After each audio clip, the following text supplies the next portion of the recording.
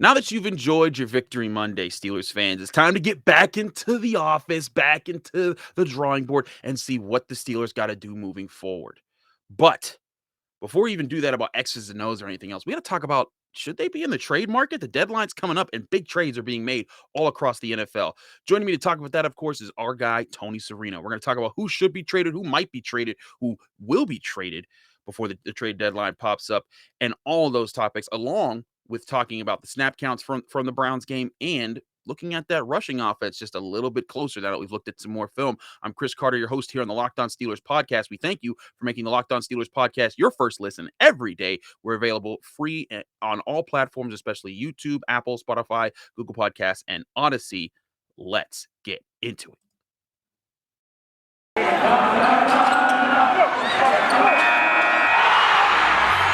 You are Locked On Steelers, your daily Pittsburgh Steelers podcast, part of the Locked On Podcast Network, your team every day.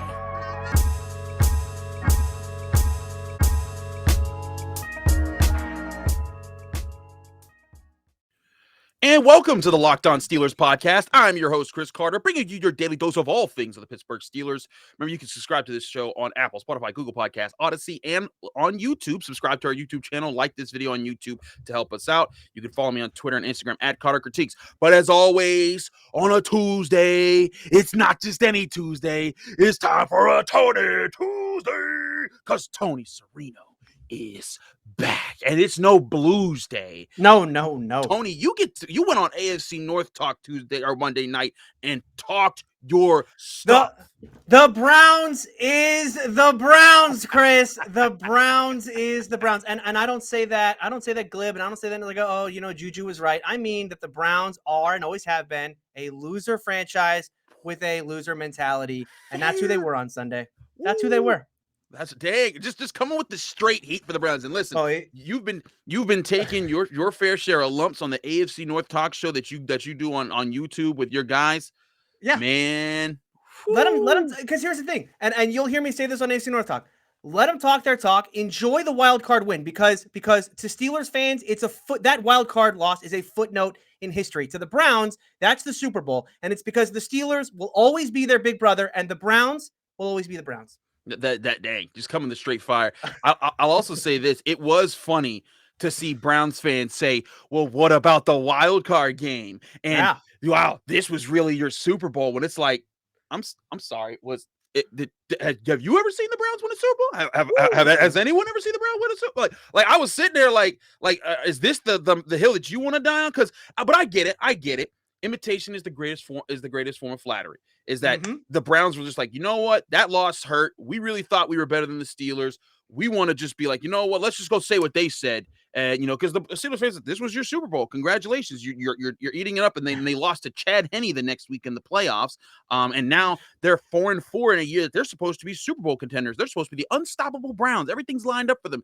Quarterback on a rookie contract. All these free agents you brought in to boost your defense. 3 number 1 overall picks on your roster. And here you are losing to Ben Roethlisberger with a whole bunch of rookies in old man form. But there's a lot of stuff there. But enough about the Browns. Go watch AFC North Talk to watch what Tony did to them folk on that show. Not just the Browns. Bengals fans are getting it too. Oh, I mean, the loss to the Jets. Okay, Bengals fans deserve a little heat, and they are certainly getting it. Steelers fans, I have to let y'all know I'm going to be looking like a fool on the Friday episode of the Locked On NFL podcast. So this all happened because your boy Q, who hosts the Raiders podcast, he lost a bet. He said the Ravens would beat the Bengals, so he had to wear Bengals face paint. So then I had to do the same. So I thought I'd be a smart person. I said the Bengals would beat the Jets. And I said, if the Bengals lose, I'll wear Jets face paint. I thought that was a safe pick, right? No, I bet on the Bengals. This is on me. I'm an idiot. So anyways, there's that. Let's get into a real topic here on the Steelers, though, Tony. The trade deadline is upon us. All the teams are making big moves. Von Miller going to the Rams. Huge. Didn't see that coming. I get it, though. I get it. Broncos are like, listen, we're selling this year. I get that. The Steelers obviously have to be buyers after the way that they played Sunday. If they're going to be anything, they're not sellers here. But there are two players in particular that I know a lot of people are talking about. Melvin Ingram, because of the story that leaked out last week, and this is the week. If it doesn't happen this week, what happened? He has to just live out this year. And a lot of people have talked about Eric Ebron, especially because Pat Freiermuth, amazing game-changing, game-winning touchdown catch against the Browns. He's played well this season. He's a rookie that's shining bright early. And Zach Entry really coming up and looking like a solid number 2 tight end. And so people are like, what do you need Eric Ebron for? And to be frank, what did they need Melvin Ingram for? The run defense was on point, and they got after Baker Mayfield. That's one of the teams that they need to beat. But Tony, should the Steelers be looking really hard to unload any of these guys to get anything specific?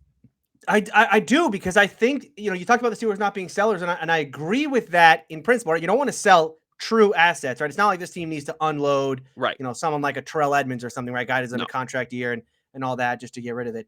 You're not doing that. But I do think when you look at Melvin Ingram, certainly this, and Mike Tomlin and that front office is going to know better, because they're going to have to talk to him and have the real inside scoop. But from where we sit today, it does feel like, from all the reporting, Melvin Ingram doesn't want to be around. And I don't think the Steelers want to go through another, James Harrison at the end type situation. The Steelers have certainly, Mike Tomlin is certainly well aware of what a player like that can do to a locker room if he truly does not want to be there. If he is truly unhappy with his role on the football team, you may need to just unload that asset, even though Ingram's been really, really good for them. And if Ingram was enjoying his time on the Steelers and this wasn't kind of an off the field type issue, I think the Steelers would be very silly to trade him. But because I think there's issues there off the field, they have to do that just to maintain that locker room. And the Ebron thing, look, he talked to the media last week. I know that was at the request of the media, and he didn't really come out and say, anything that crazy, but it's a bit of reading beneath the reading. You don't even need to read between the lines. He was like, I don't want to be a distraction. It's like, oh yeah, okay. So is it a problem? He's like, yeah, it's a problem. And it's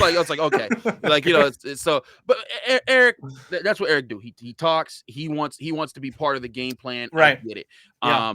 But he hasn't come out and at least his camp hasn't come out and made the kind of moves that has gotten Melvin Ingram into the spotlight. And Melvin Ingram's different. Eric Ebron, you could work around and be like, Eric, hey man, you ain't healthy. That's fine. We'll deal with that.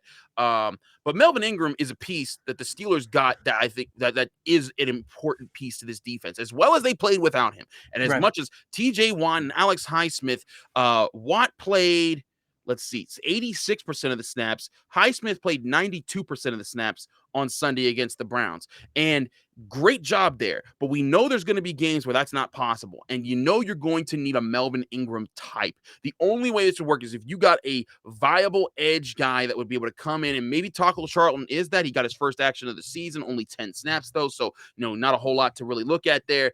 Yeah. My thing here, Tony, is unless they're getting an important piece somewhere else, there's no reason to do this, or a ridiculous draft pick. Like that's the thing. Like, it would have to be a day 2 draft pick. They're like, all right, you know what? For that, that's right. But anything beyond a 3rd round draft pick for Melvin Ingram is a joke, unless you're getting a new defensive tackle because you're just not sure about when Stephon Tuitt comes back, or another cornerback who you think will allow Cam Sutton to be more aggressive and where he lines up, or a better offensive lineman at a spot that you think that you could really upgrade on. But I'm not so sure there's just that those guys lying around right here. This is a situation where another team has to kind of come in and make the move and show you how much they want Melvin Ingram. Yeah, I mean, I worry about that off the field problem of, like, you have a guy. I agree. That's an issue. Player in the locker room that it's something else that Mike Tomlin has to deal with, and he's already look, the guy's doing a fantastic job this year coaching up this team, all these young players to come in and play. Boy, he doesn't need a headache like Melvin Ingram. That's where I'd say, look, the Steelers next year, they've already traded away a lot of those assets in the draft. This team is probably going to get a compensatory 5th round pick. All the compensatory formula stuff is getting thrown off this year. It's crazy. But like, the Steelers basically right now have picks 1, 2, and 3, and I believe they have 2 7s. The rest of it has been traded away. I'm gonna disagree with you on this, Chris. I think I would take, especially a high day 3, if it was like a 4th or a 5th round pick for Melvin Ingram, just to be sure the Steelers aren't going to have, because I'm with you on the field stuff. As I said, Ingram is really, really important on the field. He has been very, very good for this team. But boy, the harmony in the locker room, I think, is so important to this team because of how young they are and how much this coaching staff is having to coach up some of these young guys. Boy, they don't need a headache in there, in the form of a vet who doesn't want to be around. That's where I think you may have to let him go. And they'll know better than I will based on conversations they've had with him. But I think if this is going to be any sort of trouble for them, it's more trouble than it's worth. I will say this. If it is a headache situation, yes, you got to do what you got to do. Yeah. But if it's a situation where it's like James Washington, where we heard, I mean, that rumor was hardcore during training camp. And, there was a lot of talk about that. And now that rumor's gone, even though James Washington isn't like a focal part of the offense, it's gone. With Juju hurt, he's going to get more time. And I believe I'm just checking here, he got 34 snaps, almost half of the snaps Sunday. Yeah. So, I mean, he's being involved in the game plan. So James Washington, if they see a situation where it's going to blow over and he'll just be a guy on the roster like James Washington is, great, keep him. But I'm with you on this. If he's a headache, and this is purely on Kevin Colbert, Mike Tomlin, Keith Butler, look at the situation. If this guy's a headache, you have to make that call and make that judgment. If he turns and if you keep him and he turns out to be a headache, then you're going to look back at it and say maybe you should have unloaded him at least for something along those lines. But also the question is, who would offer a 4th round pick for a guy who was floating around in free agency for quite a bit there. So he has played well this year, though. So maybe that's driven up his stock a little bit. Maybe there is that possibility. But we got a few more things to talk about. I brought up some snap counts there. I want to get into some snap count talk right here with Tony Serino in just a bit. But first, I got to tell you guys about Get Upside. Hey, Steelers fans, this is Chris Carter with an incredible app everyone who buys gas needs to know about. It's called Get Upside. My listeners are making up to 25 cents for every gallon of gas every time they fill up. Just download the free Get Upside app in the App Store or Google Play right now. Use promo code TOUCHDOWN to get a bonus 25 cents per gallon on your first fill up. That's up to 50 cents cash back, and don't pay full price at the pump anymore. Get cash back using Get Upside. Just download the app for free and use promo code TOUCHDOWN to get 50 cents per gallon cash back on your first tank. That's promo code TOUCHDOWN. Some people who drive a lot are making as much as $200 or $300 a month in cash back, and there's no catch. The cash back gets added right to your account. You can cash out anytime to your bank account, PayPal, or an e-gift card for Amazon or other brands. Just download the free Get Upside app and use promo code TOUCHDOWN to get 50 cents per gallon cash back on your first tank. And again, that's promo code TOUCHDOWN.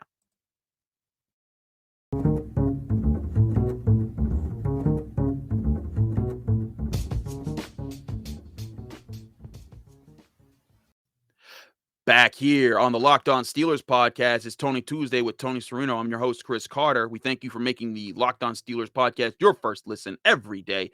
So, Tony, let's get into these snap counts. Sure. I'm looking at these numbers. Let's start on defense. Because that was where I thought there was a lot of intrigue as to how they use this team. Now, guys, normally 100%, Minka Fitzpatrick, Joe Hayden, Terrell Edmonds, sure. Cam Sutton, 92%, pretty much played, those guys played the whole game. I was intrigued at the fact that they used Alex Highsmith at 92%. I mean, he missed 5 plays. That's a lot. That's a lot of time to be on the field. You can say this: that groin injury has cleared up. I think he's perfectly fine, ready to go. Yeah, I mean, I don't think there's a problem there. Yeah, there's no problem there. And on top of that, I think that he's proven that he was like, hey, you know what? There were some struggles there. At different points in time, but he really came through in this game. And it won't show all the way on his stat sheet. He didn't get a sack. He only got 4 tackles. With only 4 tackles, that's still a decent game there. Yeah, but I mean, the first sack was because he crashed the pocket and Baker Mayfield had to bail, and then he just got walloped by the rest of the pass rush. Alex Highsmith is an important part of this defense. I don't know how serious it is that he could play, 92% of every game, but it's certainly not realistic, but it's certainly a good showing that he's ready to go there. And him and TJ Watt. But this is why I think Melvin Ingram is important to have, because you're going to have a game where, the Browns only played 59 snaps on offense. There's going to be games where they play 65, closer to 70 snaps.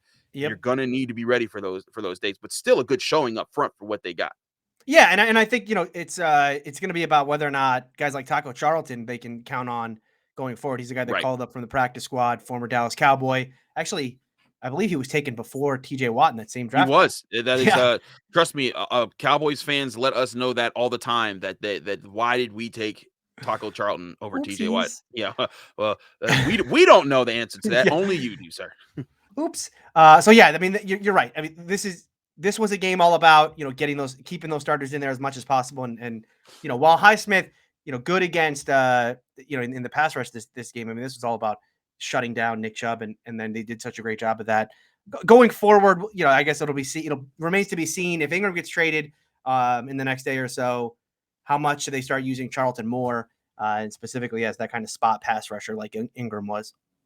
Absolutely. Now, the other factors here that to look at on snap counts on defense, your boy, James Pierre, who had been a focal point of this defense, well, not a focal point, but a much used part of this defense. I would call him a focal point. I would call him a superstar. I gave him too much, and here you go. Just take the center of the defense.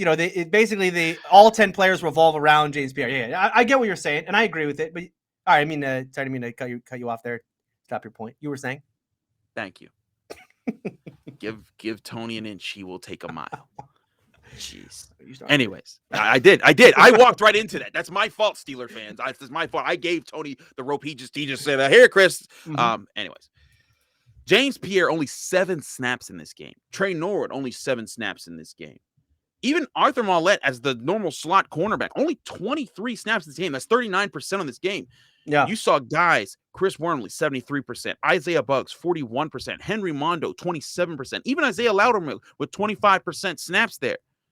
The Steelers went big against the Browns. And to me, Tony, this is more of a sign that they are very big this year on matchups, on, you know what? We're not coming out with the same guys every week.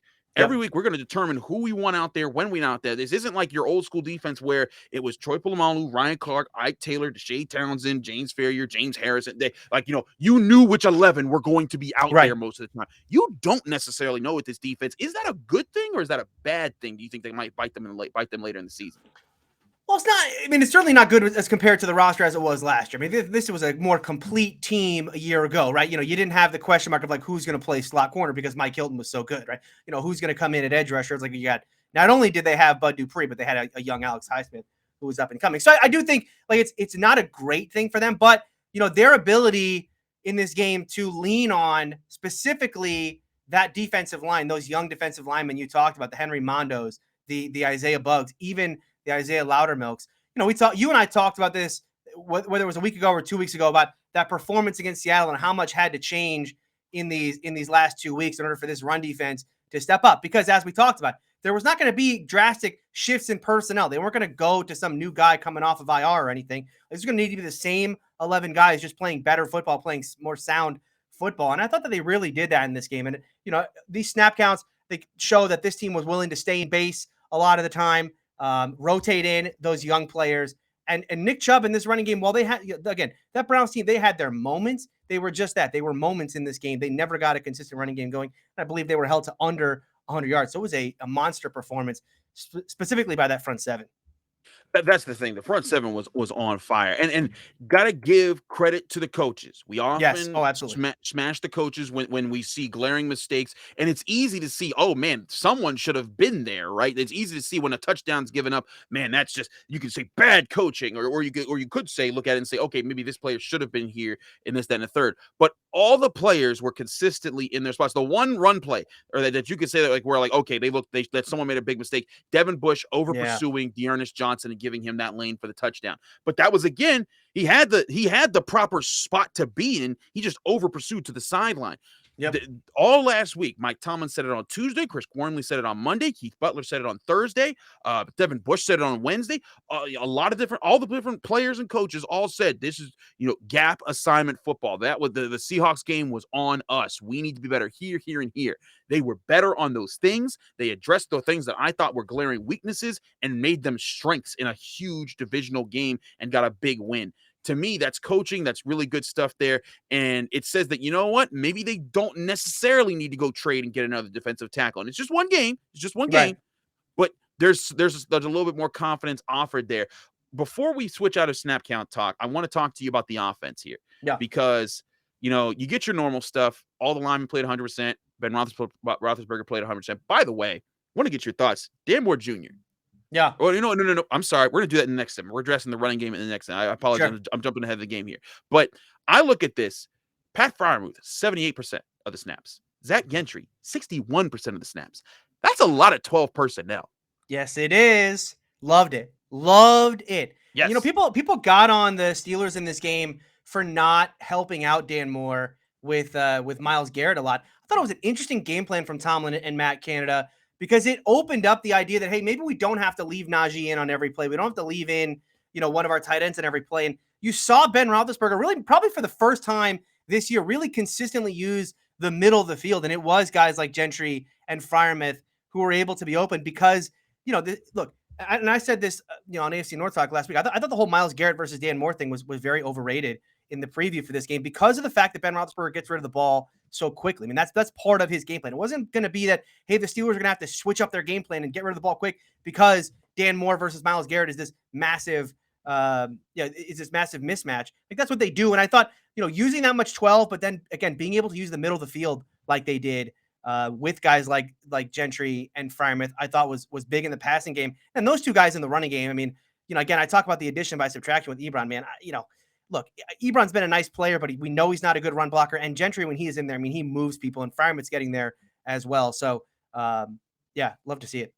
Yeah, I do agree with you. I do love to see the way that they're using that. And again, Zach Gentry, they're finding ways to let him help out there. And yes, they are helping. I thought the way that they trusted Dan Moore Jr. was interesting.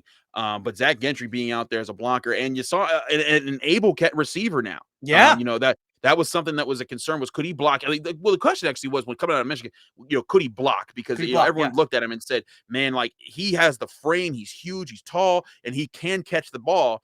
But can he block? And when you can't block, you're not that useful unless you're Eric Ebron, which with the way that he was able to run and cut and make plays deep down the field for you. But the catch that he had over the middle that wiped out a 2nd and 24, that was just awesome. I mean, and I granted he was left wide open, but that's what you want. But I mean, look, this Browns team, I talked about this, this was a Steeler team that really wasn't going to be able, I thought, to create the kind of down the field route patterns that confused this Browns defense. Things we saw, the Cardinals be able to do in weeks past. This Steeler offense is not that team. But I thought the way that they were able to use some of their personnel, they did do that. And that was, I thought, the biggest play of the game. He was left wide. I mean, clearly a broken coverage, wide open on a huge play. Yeah, like you said, erased a penalty, kept that drive moving. I believe they would go on to score a touchdown on that drive. Yeah, that was huge. And as for other guys that were used, James Washington, 46% of the snaps, not as many 3 wide receiver sets, obviously, but still part of the offense. But he clearly supplanted Ray McCloud because that was a big question in Seattle. Like, why was James Washington only used so much? But Ray McCloud moved back to 11 snaps, only 15%, a good 23 snaps less than Washington. Derek Watt used 8 times. Anthony McFarland, I think Anthony McFarland in 1 week took twice as many snaps as Kalen Ballage, albeit it was 7 total snaps. Yeah. But clear they want to try and get his speed to work out there in just his first game back. So just your thoughts on, James Washington getting more of the reps like he should, and whether or not we'll see something different with the backup running backs. Yeah, I mean, the backup running back situation, boy, it is such a night and day thing when Najee comes out. I mean, it is just, boy, oh boy. I mean, you really have an appreciation for how good Najee Harris is when you watch literally anyone else carry the football in the Steeler offense. Other than Ben's QB sneak in this game was pretty good. James Washington, though, that was actually an awesome play, even though it was called back. When he ran it in, I was like, oh, that was. I mean, the jokes that I was going to tell on AFC North Talk were just.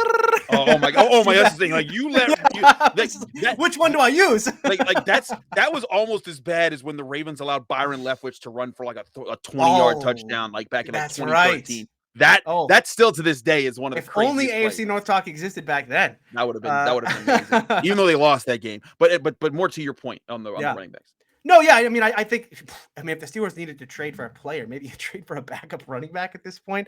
I mean, Ballage hasn't been great. Benny Snell's a good special teamer. And then McFarland, I'm not ready to give up on McFarland yet, but again, we talked about him a million times. I just think the game moves too fast for him. Like he needs to. He's a fast player, but he needs to slow down, if that makes any sense. No, it makes perfect sense. Yeah, I thought James Washington, he was fine. Boy, the rough holding call for him though on the end around. Yeah, that was tough. Otherwise, he was. We'll see how. I think it's good that he's playing above Ray because we know that James Washington is a good player, and the more reps he gets, I think the better things are going to happen for him. So I'm happy to see him getting reps again. Only can mean good things for him in the future.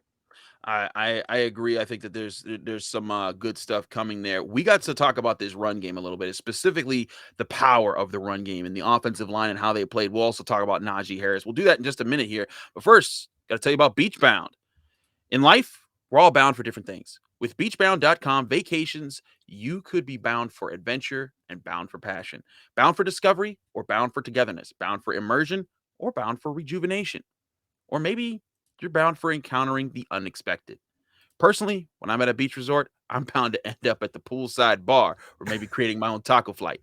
But as long as I've got a good view with a good drink in my hand, I'll be as happy as I can be on vacation. With beachbound.com, you can find the perfect beach vacation for you, no matter what you are looking for. What are you bound for? Visit beachbound.com today to make your beachbound adventure.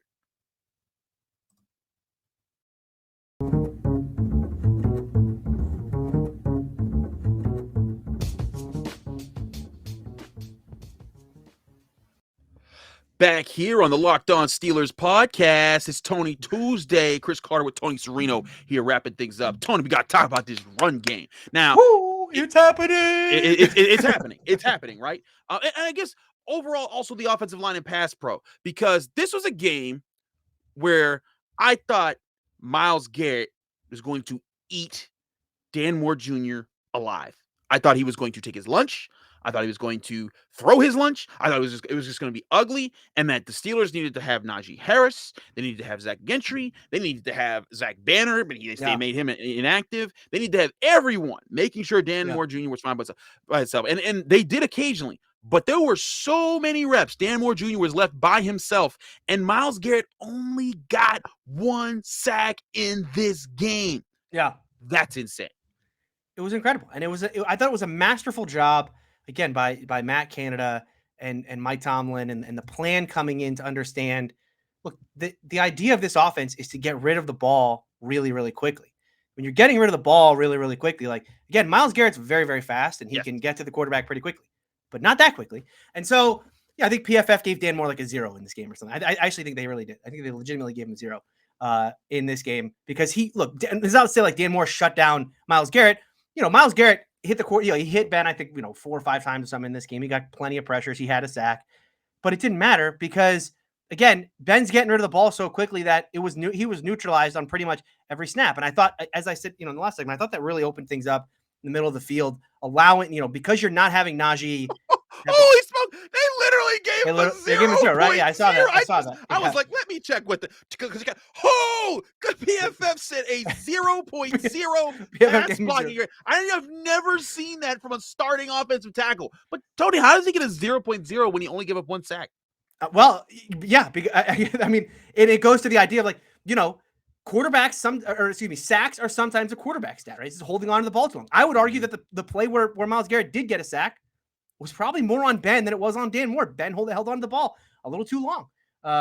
So yeah, I mean, this is all a game about getting rid of the ball quickly and getting the ball down the field and freeing up Najee Harris, freeing up Zach Gentry, freeing up Pat Freiermuth down the field, easy checkdowns, or using that middle of the field, keeping that middle of the field open in the passing game. I thought it was a really good game plan. Again, Dan Moore got eaten up, as PFF's grades would tell you, but he really didn't, because at the end of the day, when we start talking about, the plays that mattered, Myles Garrett was not involved in the plays that mattered as much as he won that matchup.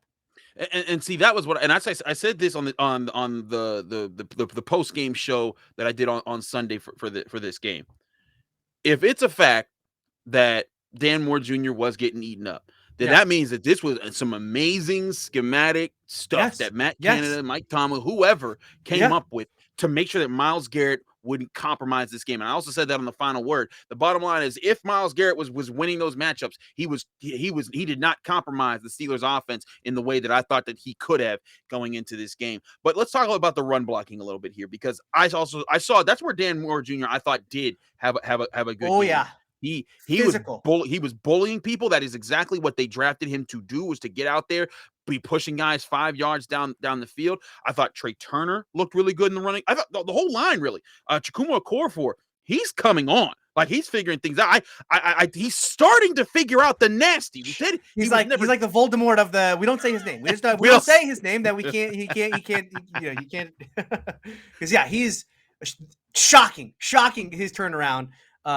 Considering what he was a season ago. Yeah, it's this. And like to talk about this whole offensive line, I think he's just getting more comfortable in their assignments, better at getting to the second level, on those plays. I mean, it is a pleasure to watch, especially, as bad as those first 3 weeks were. And, really even that, the Packers game was better, but still not great from a run blocking perspective. It just felt like, boy, it's really, they're still so far away. It felt like, boy, it's going to be so long before we really see real drastic improvement. But no, here we are three games after that. And this run game, Chris, in the last 4 weeks of the season, their rushing EPA, top 10 in the league. They're a top 10 rushing team in the last 4 weeks, or the last 4 games that they've played. This is real drastic improvement in the running game. And they're becoming the kind of team that we kind of expected going in, right? I mean, if this team can run the football, limit Ben Roethlisberger to, hey, you got to make a couple plays here and there and win this thing defensively, that's a winning formula for the Steelers in 2021. And that's what they've done for the last 3 weeks. We'll see how they do. They got some tougher tests in the second half of the schedule for sure. But this is that kind of frisky Steeler team that we were talking about in the offseason. You talked about, adding Najee and what happens if this running game gets going. Like, we're starting to see that on the football field.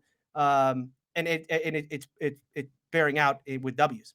It certainly is. And I mean, you can't ignore the success that they've had on the ground game in the last few games. And even though, like, Najee Harris, 91 yards, 26 carries, that's not like a phenomenal number. That's not like Derrick Henry, even though unfortunately Derrick Henry looks like he's done for the season. That's insane, by the way. Yep, not good. Well, not good. And for the Steelers do play him later on, so right. Is that the game you're coming to town for? I'm trying real hard. Okay. Maybe that or the Browns one. Trying. Okay. But more to the point is Najee Harris hasn't had those ridiculous numbers just yet, but you're starting to see him figure things out. You're starting to see him be more comfortable. I mean, like in this last game, 3.5 yards per carry. The game before that, 3.38 yards per carry. But he scored touchdowns in both games. They've needed those touchdowns in both games. He's creating on his own. And a lot of those yards, too, there's times when the offensive line does play well, but when the offensive line starts playing well, it allows the running back to just like, okay, I know when to be aggressive. I know when to charge forward. And you saw him creating those extra yards, beating defenders in the hole. There was I think it was a 3rd and 1 or a 4th and 1 where the Steelers were stacked up at the line. I thought the Browns, they had it. And it's somehow Najee Harris found his way through that pile. Yep. That's the kind of stuff that he did all through college. That's why he was worth a first-round pick. And I said it then, I say it now. Yep. He was the right pick for the Steelers. And what's really interesting, Tony, like you said, this offensive line, I said before the season, week 8, litmus test. Can they beat up the Browns coming off the bye week? Can they handle this front that's loaded with Jadeveon Clowney and Myles Garrett and all the other guys? They lined up all these people. And they came out and they did, and there's not nary a 1st or 2nd round pick on them. No, and this is the huge thing for this season is like, look, obviously the Steelers are now a game out of first in the AFC North. Like, we could obviously Steeler fans can start to daydream about this team potentially winning the division, certainly making the playoffs is an option. But even if that doesn't happen, the fact that this team has had to rebuild their offensive line without a lot of assets to go out there and get them, right? Not a bunch of salary cap space to go out and get with veterans. And they needed to get a running back early on in this draft. They used a 2nd round pick to get a tight end. The fact that this team may have, with 3rd and 4th round picks, gone out there and rebuilt this offensive line basically from scratch. And if they were to hit on, even 2 out of the 4 young guys they have on that line, that's huge for this team. But right now it looks like, again, we talked about Chooks, and I just might be 4 out of 4. But if this team hits on 4 out of 4 of these offensive linemen, you go into next season, they got something. They got to figure out what to do without Ben Roethlisberger. But you don't have this team might go into an offseason without a quarterback problem and an offensive line problem. If they have an offensive line they can trust going into next season, it makes finding that quarterback or plugging in a quarterback that much easier. It's funny, we talk about a lot on national media with the quarterbacks taking up too much of your salary cap space. What if the Steelers had a situation where the offensive line wasn't taking up any of their salary cap and the quarterback, and they allowed themselves to go get the expensive quarterback, and it works in reverse where you're really confident in your O-line. Now you get this quarterback that you really like, or if you draft a young guy, and it allows you to say, you know what, we got money to spend at cornerback, safety, linebacker, wherever you want to do. It always felt like this team was going to be kind of left for dead after this season. Boy, they're going to lose Ben, and they got all these problems to work out. But today, and I know we're all riding high because like the Steelers beat the Browns, is a huge win.